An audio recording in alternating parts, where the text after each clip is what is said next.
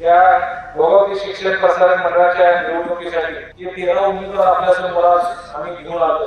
या 13 उमेदवारांकडे जर आपण बघितलं, त्यांची नावं बघितली तर अनेक वर्ष त्यांच्या पक्षाशी असेल, त्यांच्या गटाशी असेल, त्यांच्या नेत्याशी प्रामाणिक असलेले कार्यकर्ते त्यांना संधी द्यायचा आम्ही सर्वांनी प्रयत्न केला. स्वर्गीय पी.एन. साहेबांनी ज्यावेळी या परिसरामध्ये काम केलं, विधानसभा असेल, कारखान्यामध्ये नेतृत्व केलं किंवा या शिक्षण प्रसारण मंडळामध्ये ज्यावेळी साहेबांनी काम केलं, त्यावेळी नेहमीच एक स्वच्छ प्रतिमेचं काम पारदर्शी कारभार पी.एन. साहेबांनी नेहमी केला. आजपर्यंत जशी साथ तुम्ही पी.एन. साहेबांना दिली, तशी साथ आणि तुमचा सगळ्यांचा आशीर्वाद मी मागायला आलो आणि उद्याच्या 2 तारखेच्या मतदानाला या सगळ्या उमेदवारांना त्यांच्या कर्मशील चिन्हावरती शिक्का मारून आपण ते नातं घट्ट करूया आणि ज्या प्रकारे तुम्ही सगळ्यांनी पी.एन. साहेबांच्या बरोबर राहिला तसंच सहकार्य आणि आपला आशीर्वाद सगळ्यांचा माझ्या या सर्व उमेदवारांच्या आणि आमच्या सर्व नेते मंडळीच्या पाठीमागे राहावा अशी विनंती करतो. स्पेशियस, लक्झुरियस, सगळं मिळेल अगदी मनासारखं. बटू बिल्डर्स यांचा नवीन गृहप्रकल्प गृहलक्ष्मी रचना.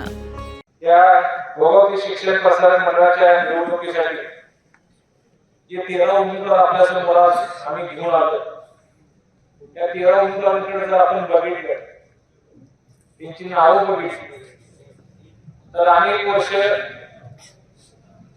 त्यांच्या पक्षाशी असेल, त्यांच्या गटाशी असेल, त्यांच्या नेत्याशी प्रामाणिक असलेले कार्यकर्ते त्यांना संधी द्यायचा आम्ही सर्वांनी प्रयत्न केला.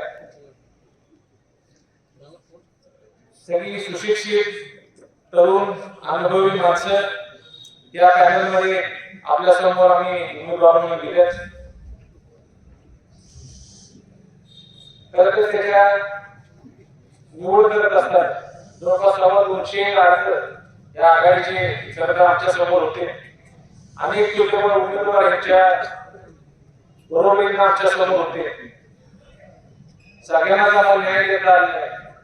तर त्यातूनही प्रामाणिक आणि तरुण आणि उत्कृष्ट कार्यकर्ते आपल्या समोर आम्ही उमेदवार म्हणून दिलेले आणि त्या सगळ्यांना आशीर्वाद देण्यासाठी खरं तर तुमच्या समोर आम्ही सगळी मंडळी आलो. स्वर्गीय पी.एन. साहेबांनी ज्यावेळी या परिसरामध्ये काम केलं, विधानसभा असेल, कारखान्यामध्ये नेतृत्व केलं किंवा या शिक्षण प्रसारण मंडळामध्ये ज्यावेळी साहेबांनी काम केलं, त्यावेळी नेहमीच एक स्वच्छ प्रतिमेचं काम पारदर्शी कारभार पी.एन. साहेबांनी नेहमी केला. आणि या व्यासपीठावर उपस्थित सर्व नेते मंडळींच्या वतीने मी ग्वाही देतो की उद्या आपण या 13 उमेदवारांना निवडून दिल्यानंतर पी.एन. साहेबांनीच दाखवलेल्या मार्गावरती ही काम ही 13 जण करतील. त्या शिक्षण प्रसारण मंडळाचं जर आपण बघितलं, मगाशी डोंगरे साहेबांनी काही गोष्टी त्याच्यामध्ये सांगितल्या. जवळपास 50 वर्षाहून जास्त त्या इमारतीला आमच्या कॉलेजला झालेले तिथली कामं असतील ती करायची गरज आहे. पी.एन. साहेबांच्या नेतृत्वाखाली तिथला स्विमिंग पूल असेल, तिथली लॅबोरेटरी असेल, त्याची कामं झाली होती. माझ्या माहितीप्रमाणे 2009-10 साली तिथे मेडिकल कॉलेज सुद्धा परवानगी पी.एन. साहेबांनी घेण्याचा प्रयत्न केला होता. दुर्दैवाने तिथे सत्तांतर कारखाने झाल्यानंतर पुढे त्याला प्रयत्नाला यश आला नाही. तर ही सगळी कामं तिथला शिक्षणाचा दर्जा उंचवण्यासाठी पी.एन. साहेब जसं कटिबद्ध होते त्याच प्रकारे आम्ही सर्वच मंडळी पी.एन. साहेबांचं स्वप्न पूर्ण करण्यासाठी कटिबद्ध राहणार आहे अशी ग्वाही आपल्याला सर्वांना देतो. खरं तर आज ही आमच्या घराण्याची 3री पिढी या भोगावती परिसरामध्ये काम करते. उदयदादा असतील, पी.एन. साहेब असतील, यांच्याशी नेहमीच या भोगावती परिसरातल्या लोकांचं वेगवेगळं नातं होतं. आज हेच नातं तुमच्याशी जोडण्यासाठी सुद्धा या निवडणुकीच्या निमित्ताने मी आलो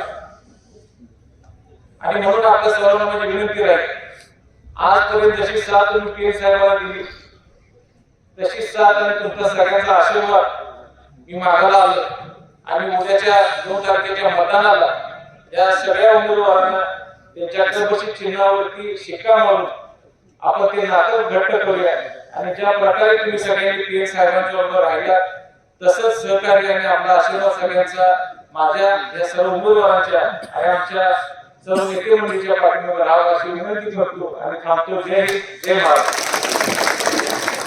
अशाच नवनवीन अपडेट पाहण्यासाठी आमच्या KK न्यूज चॅनेलला सबस्क्राईब करा.